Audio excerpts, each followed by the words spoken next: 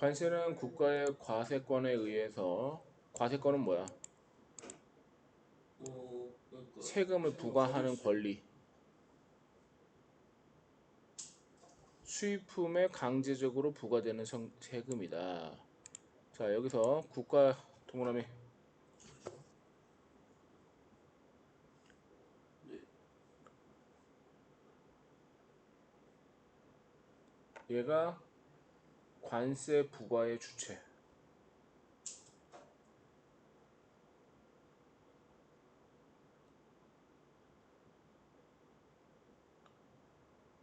과세권은 그 관세 부과의 근거. 수입품은 뭐겠어? 관세 부과 대상.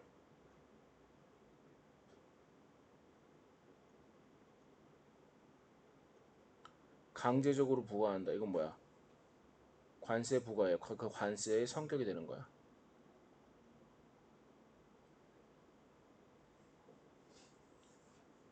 관세 수입은 국고에 귀속되므로 그럼 그 관세 수입은 어디로 간다라는 거야? 국고로 간. 국가. 관세는 국가의 재정 수입이 된다.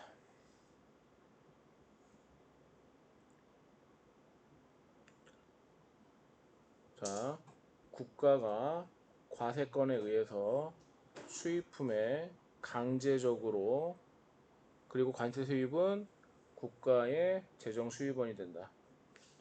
그러면은 국가의 돈이 이렇게 생기면 그거 가지고 어떻게 돼? 여러 가지 정책들을 펼칠 수가 있는 거겠지? 네. 또한 관세는 수입품의 가격을 조정하는 수단으로서 관세 수입 거래에 영향을 미친다. 수입품의 경우 부담한 관세만큼 판매 가격이 인상되기 때문에 관세는 국내 산업 보호 정책에 이용된다. 관세의 기능 두 가지 나왔지? 네. 첫 번째 뭐다? 재정 두 수입원이요. 번째 뭐다? 국내 산업 보호 정책. 그렇지. 이거 봐봐. 여기부터 여기까지 이게 뭘 얘기를 하는 거야?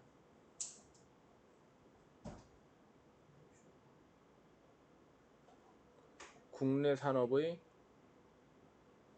가격 경쟁력을 높이는 거야.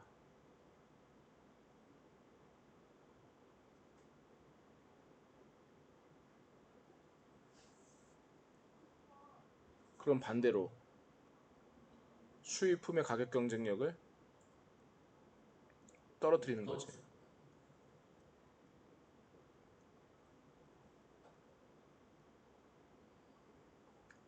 비슷한 스펙인데 더 비싸. 그러면 가격 경쟁력이 낮은 거겠지. 신라면하고 진라면이 있어. 신라면이 1,000원이야. 진라면이 10,000원이야. 그럼 누가 가격 경쟁력 있는 거야? 신라면. 그렇지. 되겠어? 그거 왜 그렇게 하는 거야?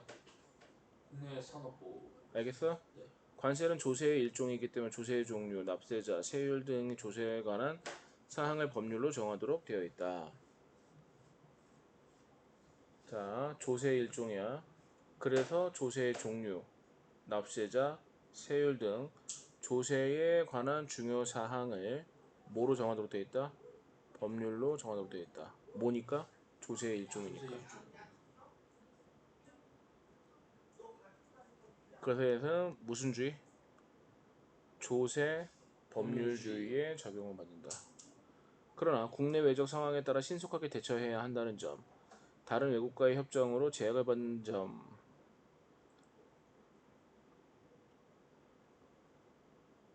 조세의 종류이기는 하지만 뭐 하지 못하는 이유? 엄격하게 적용되지 못하는 이유. 그렇지. 조세 법률주의에 엄격하게 적용되지 않는 이유. 첫 번째가 뭐래? 국내적 상황에 신속하게 대처해야 돼. 두 번째 뭐래? 외국과의 협정에서 제약을 받는 거예요. 조세 법률주의가 엄격하게 적용되지는 못한다. 그래서 관세는 법률로서 일정한 조건을 정하고 그 조건 범위 내에서 시행령으로 관세율을 변경하도록 하고 있다.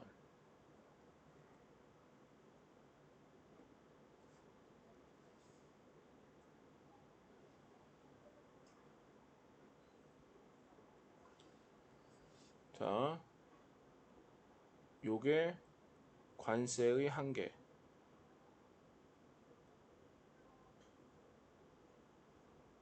이유. 그래서 얘가 이렇게 요게 조치사항인 거야. 저거 관세가 이러한 한계점이 있기 때문에 검은색의 조치사항이 필요하다라는 거지. 법률로서 일정한 조건을 정하고 그 조건 범위 내에서 시행령으로 관세율을 변경하도록 되어 있다. 왜 그렇게 한다고? 국내 외적 상황에 따라 신속하게 대처해야 되고 다른 외국과의 협정으로 제약을 받는다는 점. 맞아? 네. 그래서 조세법률주의가 엄격하게 적용이 돼야 안 돼? 안 돼요. 안 되지. 그래서 어떻게 한다? 법률로서 일정한 조건을 정하고 그 조건의 범위 내에서 시행령으로서 무엇을 변경하도록 한다? 관세율을 변경하도록 돼 있다. 됐어?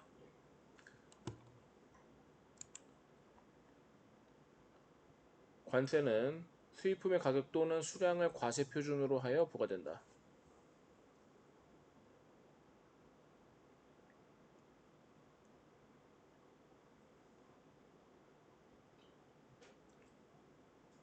수입품의 가격 또는 수량을 가격뿐만이 아니라 수량도 마찬가지야. 과세 표준으로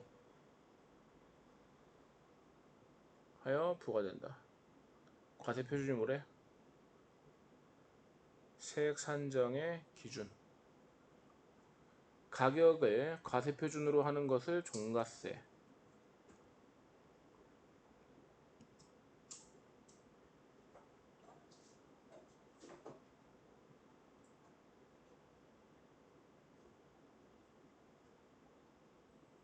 그 다음에 수량을 기준으로 하는 게 뭐래?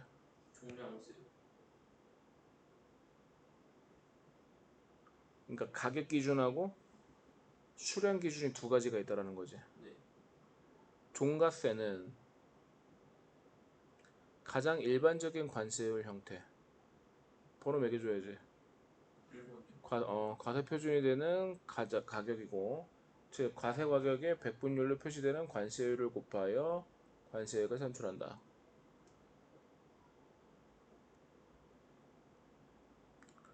1번, 2번, 3번.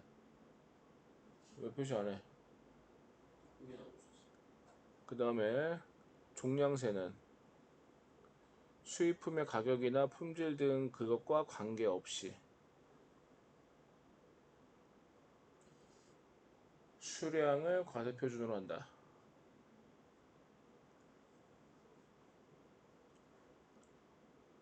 여기에 포함되는 게 뭐가 있어? 중량, 면적, 용적, 매수 등의 단위로 단위당 몇 원과 같은 식으로 과세가 이루어진다. 한편 종가세와 종량세 중 어느 하나를 선택하 부과하는 것을 선택과세라고 한다.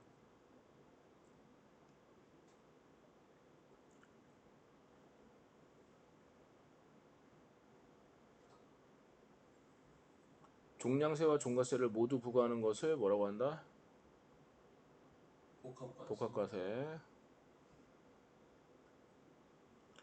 수입품 A를 1제곱미터로 수입한다고 가정해보자. 1제곱미터에 부과되는 종량세액을 이게 왜 종량세액이겠어? 면적을 더하니까 면적. 면적 어디 있어? 여기 있잖아. 야 봐봐. 면적이니까는 무슨 세겠어? 종량세겠지. 네. 되겠어? 네. 종량세액을 제곱미터당 200원. 종가세율을 10%. 제곱미터당 수입가격이 1,000원일 때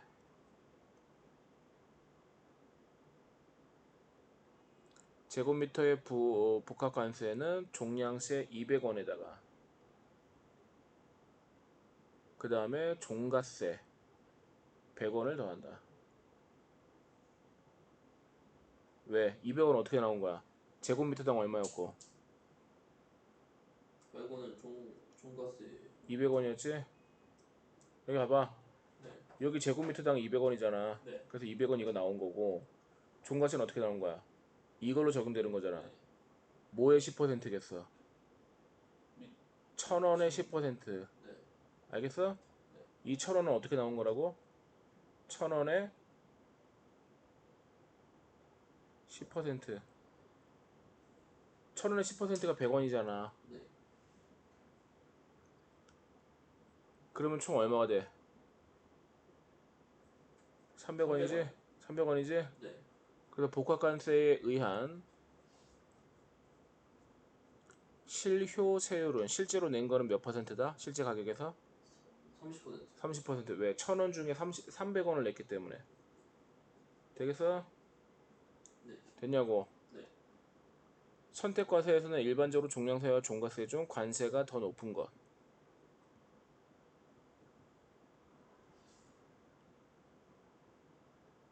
왜 표시 안 하니? 선택과세는 200원이 될 수 있다. 왜? 종량세하고 종가세 중에서 어떤 게 더 높았어? 중량세가. 200원이었지? 네. 그래서 그 중에서 제일 높은 거니까 200원을 한대. 그러면 선택과세라면은 실효세율은 몇 퍼센트가 되는 거야? 20%. 그렇지. 제곱미터당 수익 가격이 3,000원일 때는 제곱미터에 대한 복합관세는 종량세 200원에.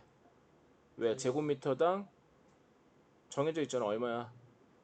제곱미터당 200원이었어요. 200원이었잖아. 네. 그치? 200원 플러스 그러면은 종가세율로 10%를 적용하면 얼마야? 30% 되는 거예요. 그러니까 100원이요. 아이씨 3,000원에 10%잖아. 아, 300원이죠. 300원이잖아. 네. 그럼 얼마 나와? 500원. 500원이지. 네. 그럼 실효세율은 몇 퍼센트 되겠어?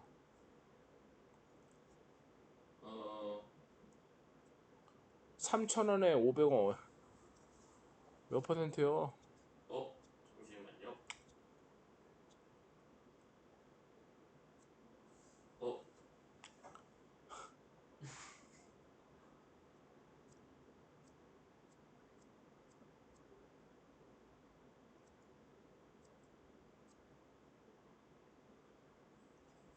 6분의 1 아니야? 6분의 1?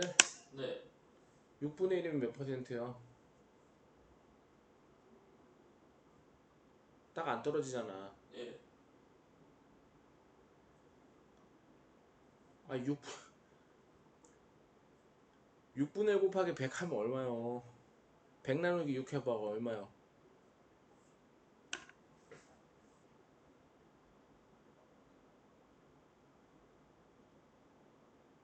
너 사칙연산 안 되는구나.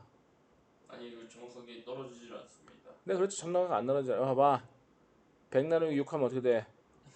1, 6, 40 얼마 나와? 6 나오지? 네.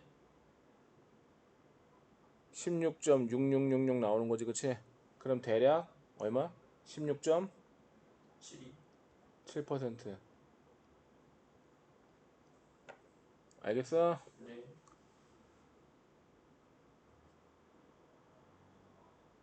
선택과세는 얼마 나오겠어? 선택관세 10% 나오는 거 아니에요? 아 이거 봐봐 선택과세는 얘하고 얘 중에서 비싼 거잖아. 네. 그 선택과세는 얼마 나오는 거야? 10%. 아 무슨 이 새끼 이거 모르네 이거. 300원만 내면 되는 거 아니에요? 아 너는 지금 그 실효세율을 얘기를 한 거야? 오케이 오케이 오케이 오케이. 이거를 선택하는 건 줄 알고 있지? 예. 그래서 선택과세의 실효세율은 얼마야? 10%. 네. 어렵지 않지? 네. 한편 복잡한 형태의 세율이 적용되는 관세가 있는데 슬라이드 관세, 할당 관세 등이 대표적이다. 얘네들은 어떤 성격이래? 또 국산품과 수입품 가격 간의 복잡한 형태의 세율이 적용되는 관세. 그게 뭐래? 슬라이드 관세랑 할당 관세. 되겠어? 네. 슬라이드 관세는 어떻게 한대? 국산품과 수입품 가격 간의 차이에 따라 관세액이 슬라이딩하듯이 조정되는 탄력적인 관세를 말한다. 그거 언제 하는 거래? 수입품의 가격이 높아짐에 따라서 그 상품에 과세되는 관세액이 감소해가는 부분인 슬라이드 부분이 있는 관세다. 수입품이 원래 가격이 높아. 그러면 관세를 굳이 부과할 필요가 있어 없어? BMW가 원래 소나타보다 비쌌다면 관세를 그렇게 인정머리없게 그렇게 할 필요는 없겠지. 그러면 어떻게 돼? 가격이 비싸면 비쌀수록 과세를 낮춰준다, 높여준다? 낮춰주는 낮춰준다. 슬라이드 관세는 수입 가격이 낮으면 그에 따라 높은 세율. 왜? BMW가 1,000만 원이고 소나타가 3,000만 원이면은 소나타가 불리하지. 네, 그래서 낮을수록 관세를 높이는 거야, 낮추는 거야? 높이는 거예요. 높이는 거야. 이것 또한 아까 전에 관세의 목적 중에서 몇 번째, 두 번째 거 무엇을 보호하기 위함이다. 현대산업보호요. 알겠어? 네, 근데 BMW가 1억이야. 소나타가 1,000만 원이야. 그러면은 과세를 높여 낮춰. 낮춰요. 알겠어? 네, 그러면서 국산품 가격과 수입품 가격 차이를 조정하여 국내 산업 보호의 기능을 수행한다. 할당 관세는 특정 상품을 수입을 할 때 일정 수량까지는 낮은 관세, 10개까지는 10%, 11%부터는 수량에 대한 관세율을 적용하는 관세다. 이때 낮은 세율을 1차 관세, 높은 세율을 2차 관세율. 뭐 예를 들면은 낮은 관세 1차 관세율일 때는 뭐 10%, 높은 관세율일 때 예를 들면은 뭐 60% 이렇게 될 수 있겠지. 되겠어요? 네.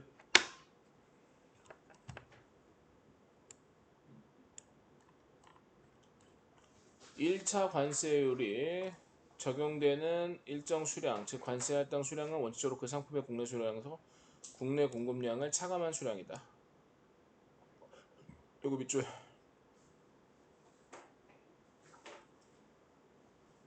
수요량이 원하는 거야, 공장에서 만드는 거야? 수요가 수량이 원하는 거예요. 원하는 거지? 네, 공급량은 공장에서 찍어내는 거겠지? 네, 만약에 수요가 100이야. 자동차 100개를 원해. 근데 공급은 50개밖에 못해. 그지? 네. 그러면 그거 빼면 얼마 되는 거야? 50. 50. 되겠어? 관세는 국내외적 상황과 밀접하게 관련되기 때문에 긴급한 상황이 발생할 때는 정부의 판단으로 신속하게 관세율을 조정할 수가 있다. 자, 관세는 어떻대? 국내외적 상황하고 밀접하게 관련이 있대. 그래서 긴급한 상황이 발생되면 어떻게 되는데?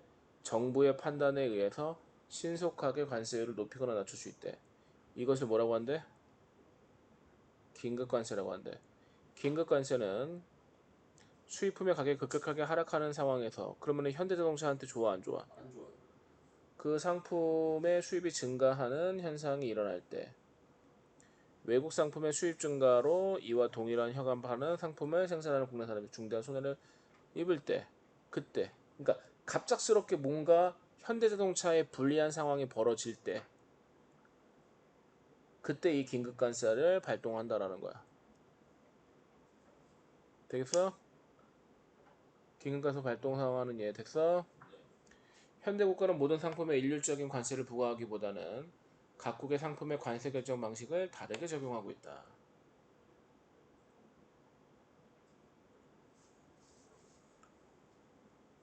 뭐 예를 들면 그거잖아.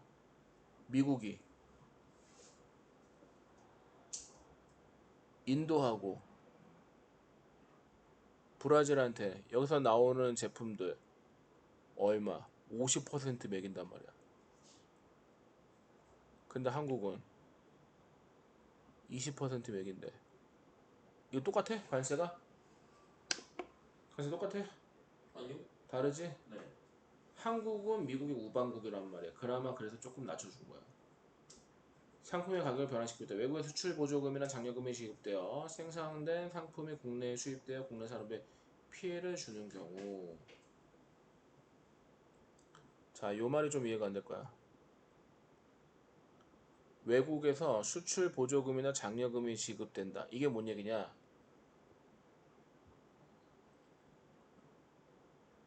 BMW를 BMW 한 대가 원래 1,000만 원이야. 근데 보조금이나 장려금을 독일에서 500만 원 주는 거야. 그럼 실제로 한국에는 BMW 회사에서는 1000만 원에 팔아야 이득이 남는데 1000만 원에 팔면은 외국 BMW는 한국에 가서 경쟁력이 없을 수 있단 말이야. 그 네. 독일 어떻게 돼? 야 그럼 내가 500만 원 지원해 줄 테니까 그럼 그 가격표 1000만 원 떼고 500만 원을 붙여서 한국에 팔어. 이렇게 되는 거야. 그럼 어떻게 실제로 얼마에 파는 거야? 얼마에 판다고? 500만 원에 파는 거야. 근데 BMW는 손해 보는 거 있어 없어? 원래 1000만 원에 팔아야 돼. 근데 BMW가 독일 거잖아. 독일 정부에서 BMW한테 야 한 대당 내가 500만 원씩 지원해 줄게. 그러니까 500만 원에 팔어 한국에. 이렇게 얘기를 한단 말이야. 맞아? 네. 그럼 BMW는 사실상 손해 보는 거 있어 없어? 없는 거 아니에요? 없다고. 왜 1000만 원에 팔아야 되는 거를 500만 원에 나라에서 팔지만 그 500만 원 빵꾸 난 거를 어디서 메꿔주니까? 나라에서 주는 거죠. 독일에서 보조금이나 장려금을 지급해 주니까. 근데 이렇게 하면은 누구한테 피해가 오는 거야? 현대자동차한테 피해가 오는 거야. 자동. 네. 왜? 이렇게 되면은 현대차의 가격 경쟁력이 높아지는 건 낮아지는 거야. 낮아져요.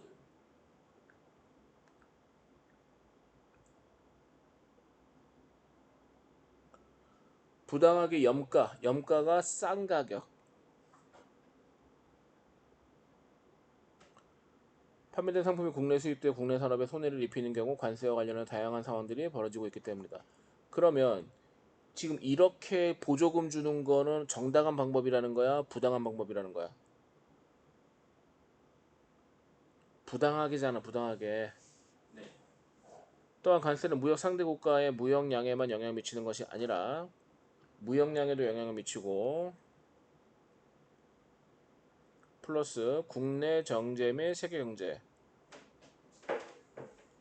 더 나아가 국가와 국가 간의 협력 및 갈등 관계에도 영향을 미친다.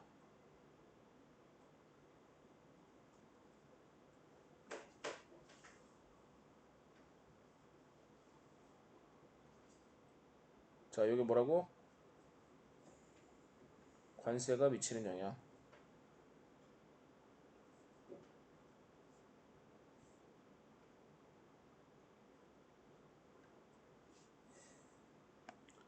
그래서 관세가 경제적 수단 이상의 의미를 지니게 된다. 되겠어? 네. 예를 들어 관세를 크게 높일 경우에 상대 국가의 무역량이 줄어드는 것은 물론 우호적 관계가 저해될 수 있다. 왜? 삐질 거 아니야. 상대 입장에서는. 네. 비관세 장벽이나 관세 동맹 등에 의해 국가 간 분쟁이 일어날 수도 있다. 그럼 미국은 중국하고 관계가 지금 좋아 안 좋아? 안 좋아요. 안 좋지. 망했으면 좋겠지. 그래서 중국 제품에 대해서 관세 매겨 안 매겨? 야, 조지 말고. 미국이 중국 제품에 관세를 매기겠어 안 매기겠어? 매겨요. 어떻게 높은 가격으로 낮은 가격으로? 높은 가격으로. 높은 가격으로. 그래서 한국에도 관세를 매겨. 근데 중국보다는 낮은 거요. 왜? 중국보다는 한국이 미국한테는 적대국이야 우방국이야? 우방국이니까. 러시아한테 관세 높이겠어 낮추겠어? 높이죠. 높이겠지.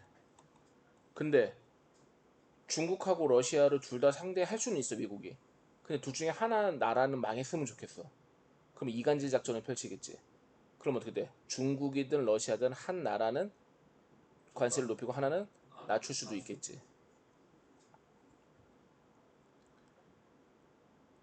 그만큼 관세는 국가 경제뿐만 아니라 국제 경제에서 중요한 역할을 한다. 이게 부연 설명인 거야. 되겠어? 네. 질문. 법익이란 법적으로 보호되는 이익을 뜻한다. 묶어. 뭐라 적어야 돼? 법익의 뜻이요? 개념. 법익의 개념. 법익이 뭐 더하기 뭐겠어 말뜻이. 그죠.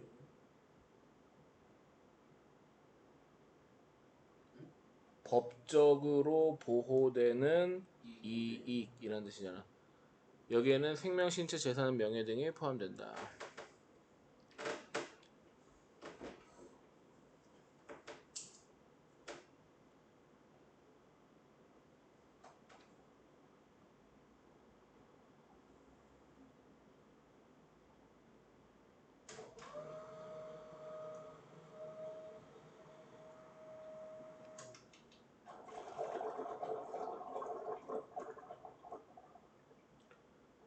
예담이가 밖에 나와가지고 김동현 국어하고 잘 못 가르친다고 떠들고 다녀. 그러면은 나의 법익에 손해를 끼쳤어, 안 끼쳤어? 끼친 거. 끼쳤지. 네. 생명이야, 신체야, 재산이야, 명예야? 명예 아니에요? 명예지. 네. 그래서 명예훼손으로다가 너를 고소할 수가 있다는 거지. 국가는 국민을 법익을 보호할 의미를 지닌다. 국민의 생명과 재산을 지켜야 할 의무가 있는 게 국가야. 왜 미주를 안 긋니? 따라서 법익 침해 행위를 억제하기 위해 이러한 행위를 범죄로 규정하고 형벌을 부과한다. 뭐 하기 위해서? 미리 예방 차원이지. 맞아? 네. 법익 침해를 억제하기 위해서 목적.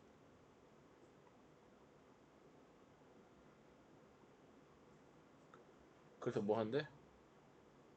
이러한 행위들을 범죄로 규정하고 형벌을 부과해요. 범죄로 규정하고 형벌을 부과한대. 그 형벌을 부과한다. 범죄로 규정하고 형벌을 부과하는 그 목적이 뭐야? 뭐 하기 위해서? 법익 침해를 억제하기. 그렇지. 법익 침해를 억제하기 위해서. 아, 앞에 나왔는데 굳이 왜 또 쓰냐? 쓰라고. 이렇게 하는 게 공부하는 거야. 형벌 부과는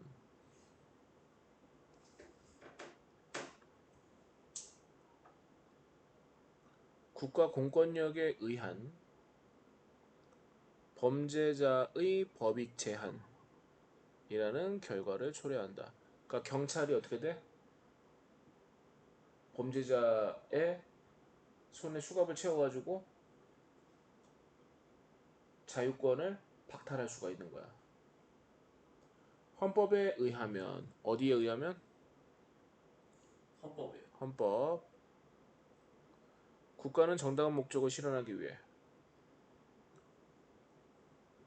필요한 경우 공권력을 행사하여 개인의 법익을 뭐 할 수 있다?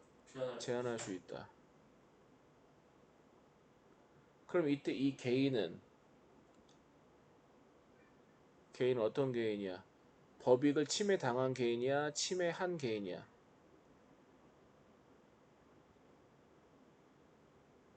얘를 제한한데 얘한테 수갑 채운다라는 거야. 법익을 침해하는 거 아니에요? 그렇지.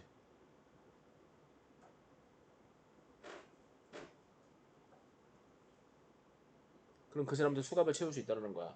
깜빵까지 쳐놓을 수도 있고. 맞아? 네. 다만 이를 위해 헌법에 규정된 요건을 준수해야 돼.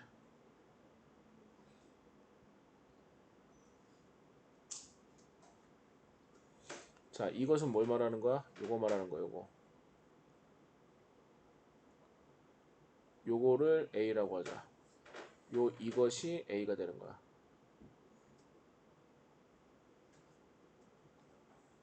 그럼 요건 뭐가 되는 거야? A를 실행하기 위한 선제 조건.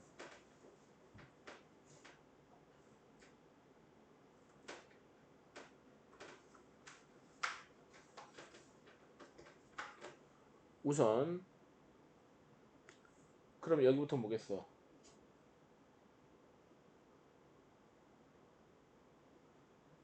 A를 실현하기 위한 조건이 되겠지.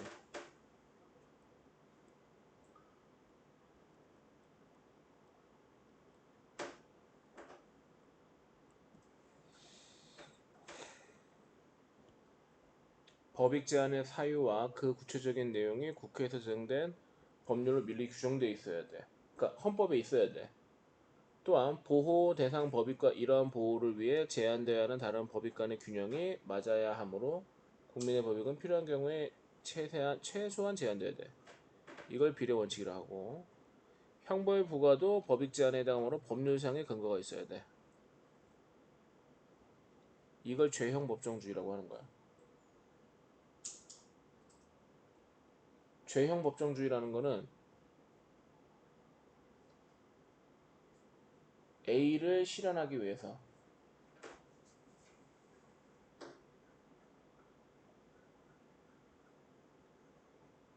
범법자가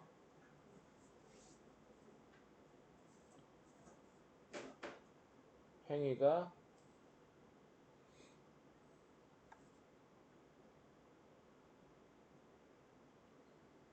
법률상의 위법이라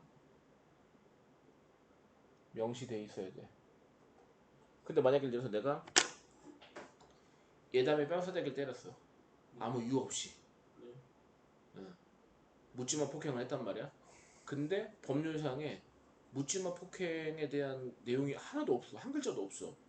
그럼 나 처벌할 수 있어 없어? 없는 거 아니에요? 이게 죄형 법정주의인 거야. 처벌할 수 없는 게. 되게 바보 같지? 네.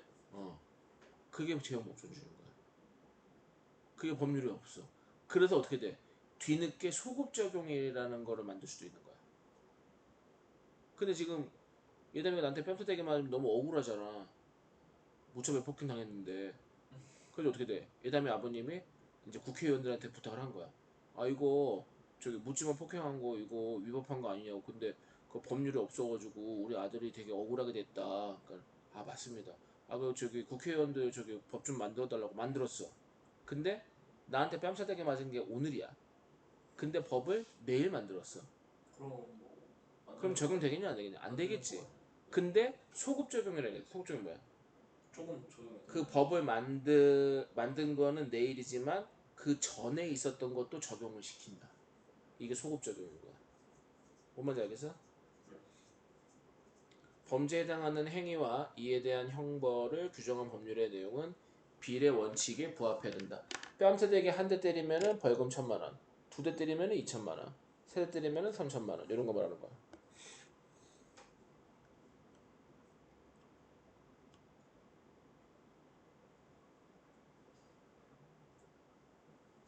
또 한 대 때리면 징역 1년, 두 대 때리면 징역 2년 이런 거 말하는 거야. 되겠어? 네.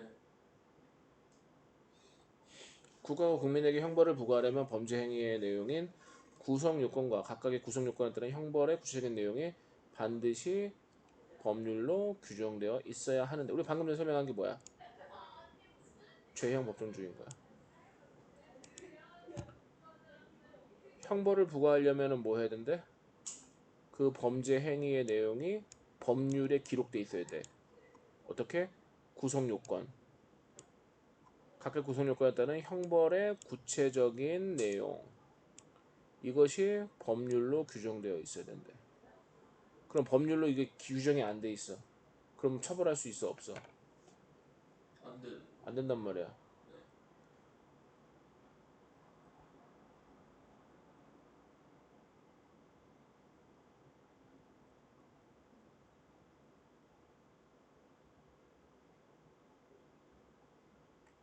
규정이 안 돼 있으면 어떻게 한다? 처벌할 수 있다 없다? 없어요. 형벌 부과를 할 수 없다.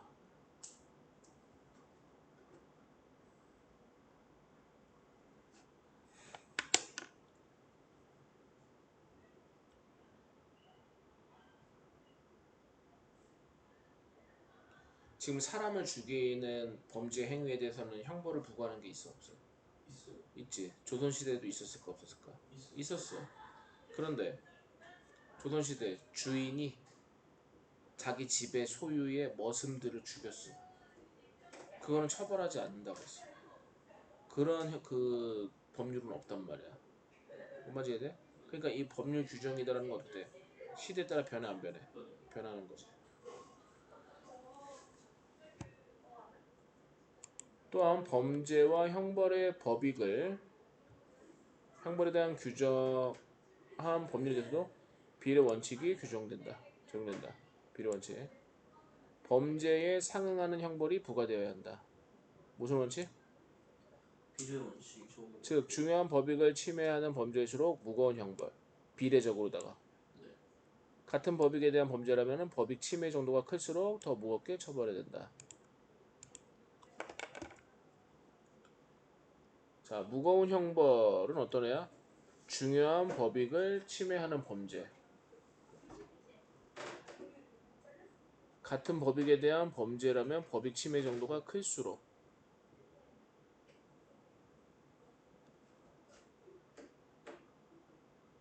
무거운 형벌.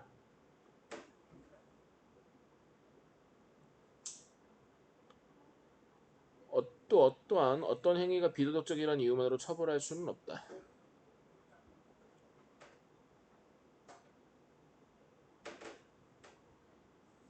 지나가는 할머니한테 뻑큐 날렸어. 처벌할 수 있어 없어?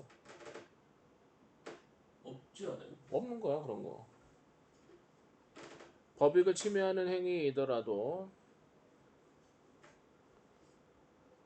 형벌로 대응할 필요가 없다면 범죄로 규정될 수가 없고, 법익 침해라는 결과를 초래하지 않은 행위더라도 법익 침해라는 결과를 발생시킬 수 있는 가능성이 높은 행위라면 범죄로 규정된다. 되게 웃긴 거지. 법익을 침해했어. 형벌로 대응할 필요가 없다면 범죄로 규정될 수가 없고, 또 반대로 법익 침해라는 결과를 초래하지 않은 행위더라도, 침해하지 않았어, 법익 침해라는 결과를 발생시켜서 결과가 가능성이 높은 행위라면 범죄로 규정될 수 있다.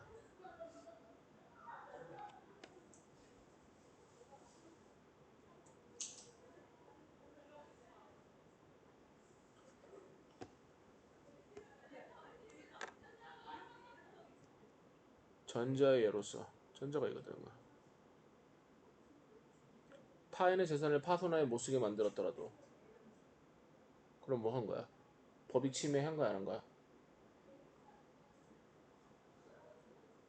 한 거야. 한 거야. 고의가 없었다면 처벌되지 않는다. 그래서 그 다음에 후자의 예. 후자의 예는 요거 말하는 거야. 사람이 있는 건물에 불을 지른 경우 비록 불이 번지기 전에 진화되어 아무런 피해가 발생하지 않았다. 이거 뭐겠어? 법익 침해라는 결과를 초래하지 않았어.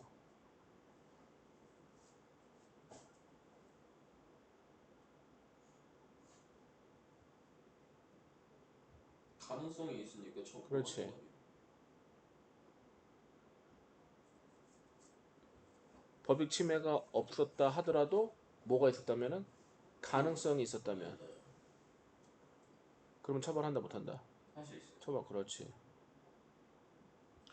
방화죄로 처벌되는 것을 들 수 있다. 후자의 경우처럼 법익 침해라는 결과가 발생하지 않아도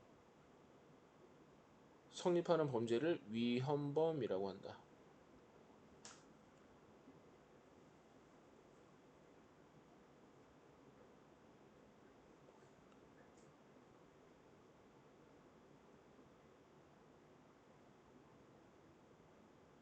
그리고 일반적으로 법익 침해라는 결과가 발생해야 되는 범죄, 이게 일반적인 범죄야.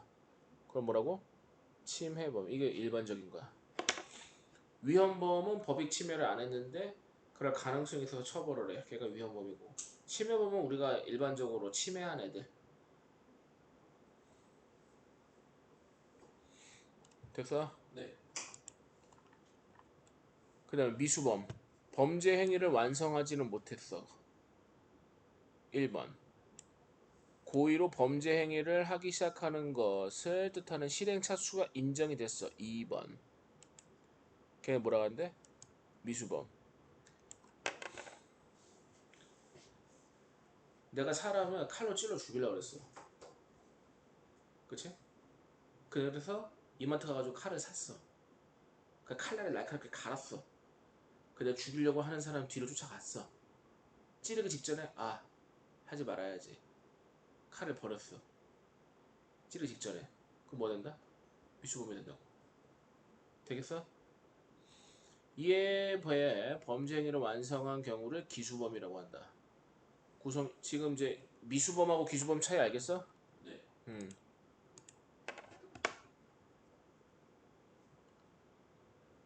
자, 범죄 행위를 완성하지는 못했지만 고의로 범죄 행위를 시작하는 것을 떠난 실행 착수가 인정이 됐어. 1번이지만 2번이야. 그건 미수범. 졸지 마. 범죄 행위의 완성한 경우를 기수범이라 그래. 구성 요건에 해당하는 범죄 행위이더라도 기수범만이 처벌되는 것이 원칙이다.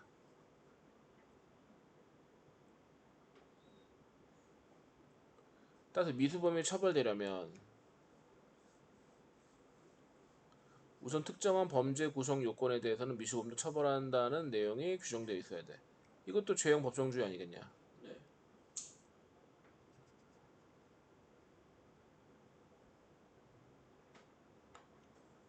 원래 미수범을 처벌할 수가 없어. 근데 이 새끼 처벌하고 싶어. 그럼 그게 법률로 기록돼 있어야 돼. 그러나 기수에 이르지 못했는데도 처벌하는 것이 정당화되려면 미수범을 처벌한다는 내용이 권유가 있다는 것만으로는 부족해. 그러니까는 미수범을 야 처벌하려면 관련 법률 첫 번째 관련 법률이 있어야 돼 없어야 돼? 있어야 돼요. 있어야 되고 and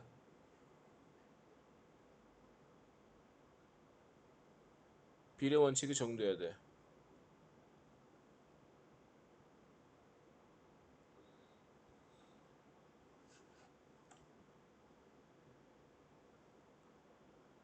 법률 규정이 있다는 것만으로는 부족해. 왜? 비례 원칙이 적용되기 때문에. 미수범이 처벌되지 않는 범죄도 있으므로 구성 요건의 유형에 따라 미수범 처벌 여부가 달라지는 것을 정당화할 수 있어야 하기 때문이다. 미수범 처벌의 근거를 행위자의 위험성에서 찾을 수도 있지만 단순히 위험성만을 근거로 형벌에 부과하는 것은 비례 원칙과 부합하기 어렵다. 따라서 미수범 처벌의 근거는 중요한 법익은 더 강하게 보호해야 한다는 점에서 찾아야 한다.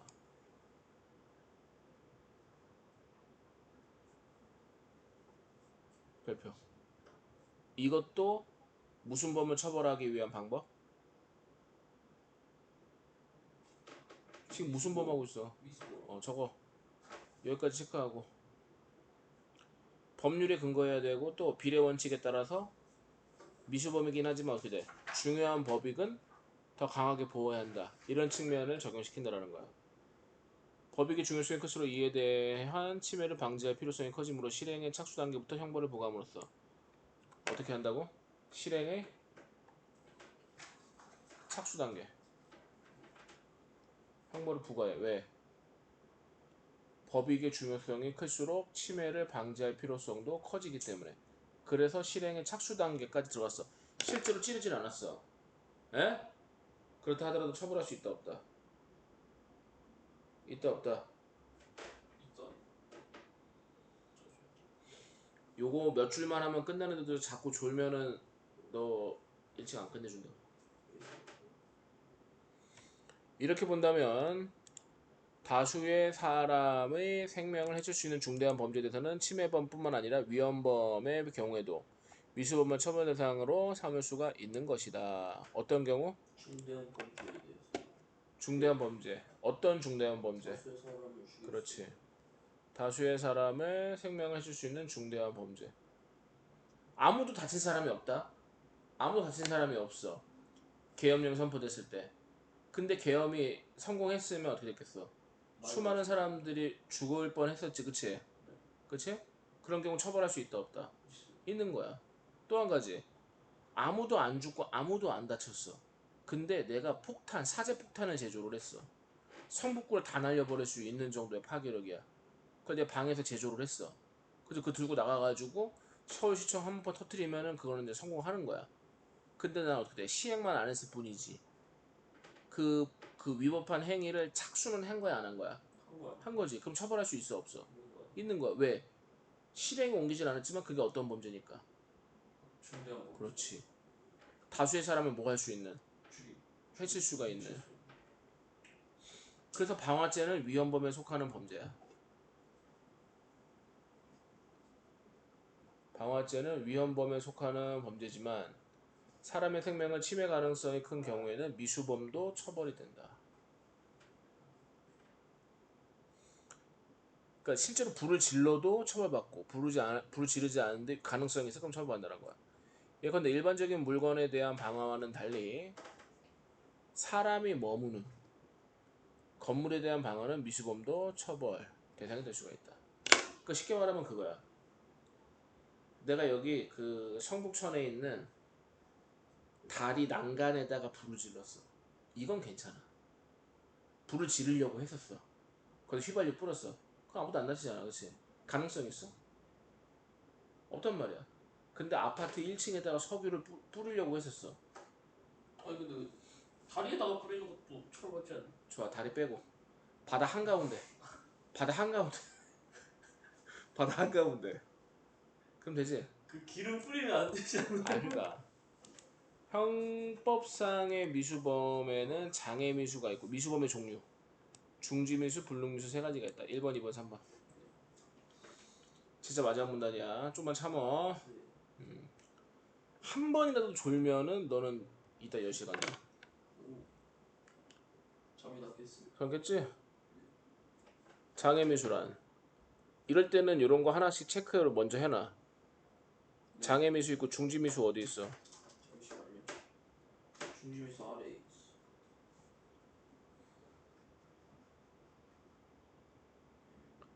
불능미수 어디 있어? 바로 아래에 있어.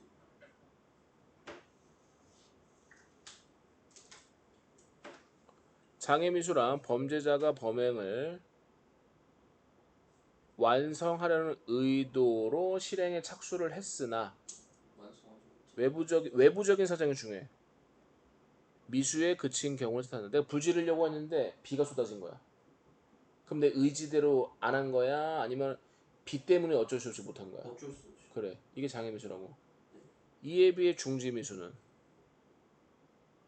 자발적으로 그만둬. 범죄자의 실행 착수에 이른 후 자발적으로 범죄를 중단했어. 그 미수에 그친 것을 말한다. 한편 불능미수는 범죄자가 나름대로 계획대로 범죄 행위를 마쳤으나 끝냈네. 범죄 대상이나 수단에 대한 착각으로 인해 범죄 행위가 완성될 수가 없었던 경우를 뜻한다. 그러니까는 칼로 찔렀어. 오, 나 죽였다 이렇게 생각했는데 자기 자신을 찌른 거예요? 내 다리를 찌른 거야. 내지는 다른 사람 이불 내지는 그 사람이 들고 가던 삼겹살 고기 덩어리를 찌른 거지. 뭔 말인지 이해돼? 네. 멍청인 거지. 동일한 범죄에 대한 미수범죄를 위에 어떤 유형에 해당하냐에 따라서 처벌 내용이 달라진다. 기수범에게 부과되는 형벌과 비교할 때 장애미수의 경우에는 형벌이 강경될 수 있는데 그치는 것에 비해 장애미수는 어떻게 된대? 형벌이 강경된대. 근데 불능미수는 어떻게 된대? 강경될 뿐만 아니라 면제될 수도 있대. 근데 중지미수는 어떻게 된대?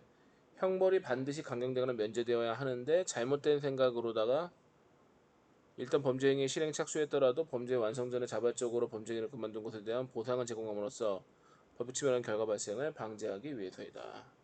끝. 질문. 얘네들 이렇게 면제시켜주는 이유가 이렇다라는 거야. 되니? 네. 그러면 생각 고쳐 먹으면은 그 처벌이 줄어들 수도 있어. 생각 잘해. 이제 그 범죄 행위를 실행하는 그 순간에도 얘가 그 자신의 행동을 철회할 수 있게끔 자꾸 기회를 주는 그런 법안이 만들어져. 되게 똑똑한 법안인 거지. 그래서 네.